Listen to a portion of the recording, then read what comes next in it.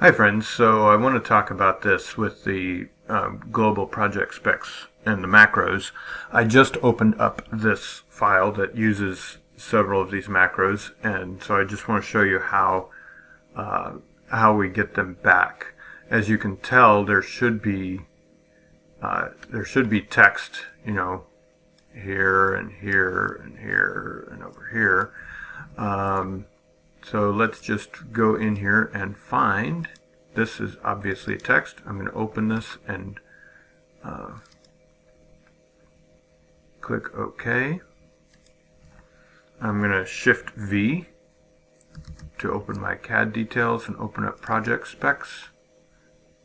And if I go back, so that's the trick. You need to go to project specs, open up the CAD detail, and come back, and they should all be back in, back where they need to be. Don't panic.